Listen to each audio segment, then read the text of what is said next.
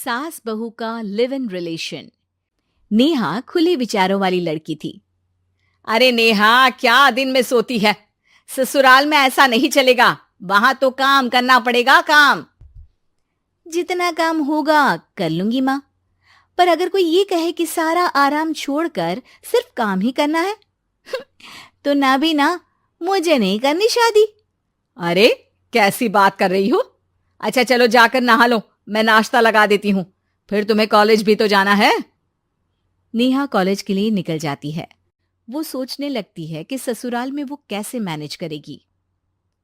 क्या हुआ नेहा, परेशान लग रही हो? अरे यार, तू तो मुझे जानती है ना, मुझे अपनी लाइफ बिल्कुल परफेक्ट चाहिए, लेकिन लग नहीं रहा लोग मानेंगे। यार कहीं मेरी शादी ऐसे घर ना हो जाए जहां मेरी जिंदगी ही नरक हो जाए। अरे मैंने ना कल एक इंग्लिश फिल्म देखी थी, उसमें भी कुछ ऐसी ही समस्या थी हीरोइन की। अच्छा, तो फिर क्या किया उसने?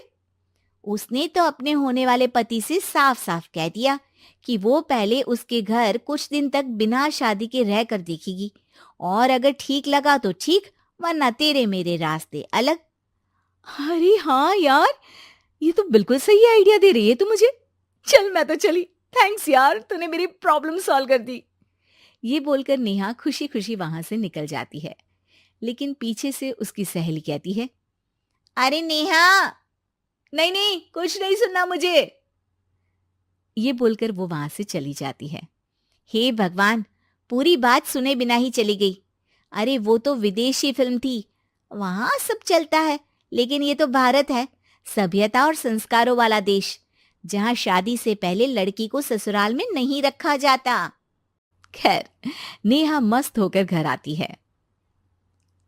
नेहा, कल तुझे लड़के वाले देखने आने वाले हैं, और हाँ, इस बार कोई बहाना नहीं चलेगा। हाँ हाँ, आने दो आने दो, मैं तैयार हूं शादी के लिए। अगले दिन लड़के वाले आते हैं, जहां लड़का कहता है, मुझे अकेले में लड़की से कुछ पूछना है। हाँ हाँ, क्यों नहीं बेटा, जाओ नेहा, घर तो दिखा दो इन्हें। नेहा भी खुश हो जाती है कि उसे मौका मिल गया है लड़के से अपनी शर्त रखने का। देखो, मुझे ना शादी से बहुत डर लगता है, पता नहीं कैसी लड़की आए, तालमेल बना पाए कि नहीं मेरे परिवार से।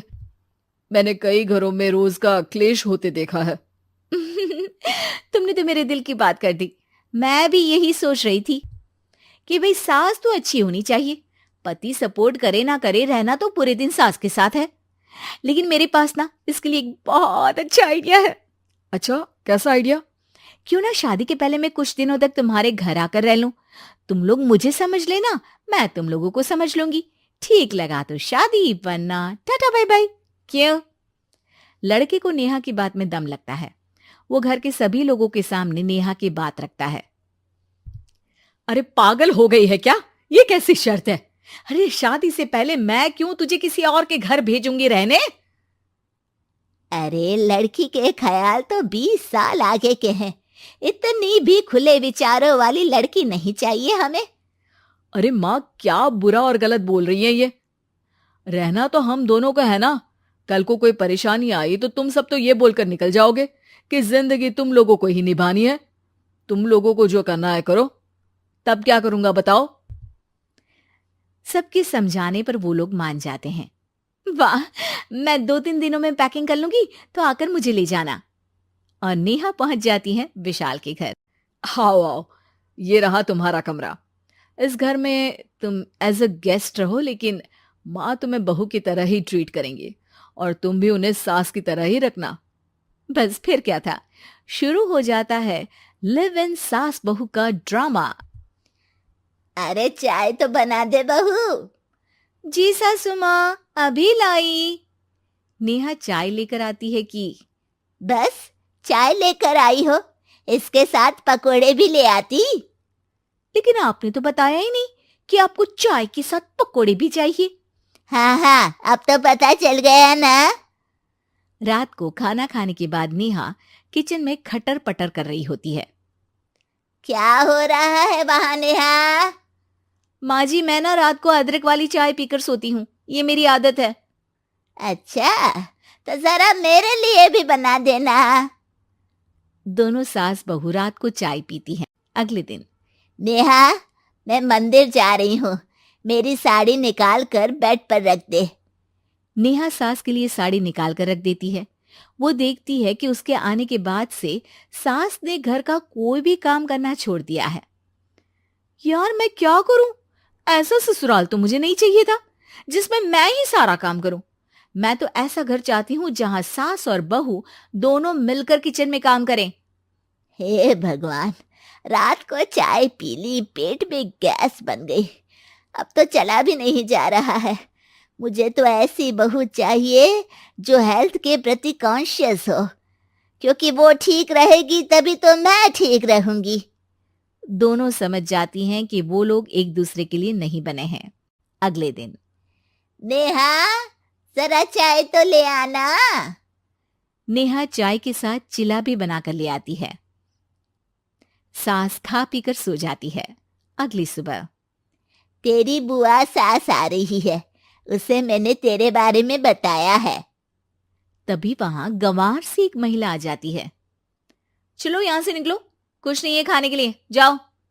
ए नेहा, तमीज से बात करो, ये मेरी ननद यानी आशीष की बुआ है।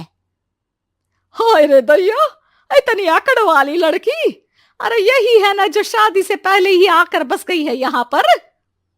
बस नहीं गई हूं, बसना है या नहीं ये डिसाइड करने आई थी, लेकिन इन लोगों के रिश्तेदार इतने गंवार हैं तो मैं तो ना कर रही इस घर में शादी। और भाभी, और क्या कमी थी हमारे आशीष में जो आपने ऐसी लड़की की शर्तों को मान लिया?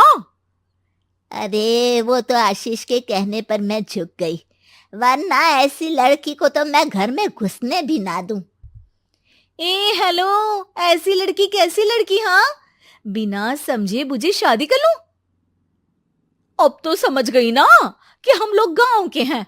भाभी को खाट पर सोना और रिश्तेदारों का गांव से आना जाना तो लगा ही रहना है इस घर में। हाँ हाँ, मैं तो किसी मॉडर्न घर में शादी करूंगी। ये बोलकर नेहा वहां से चली जाती है।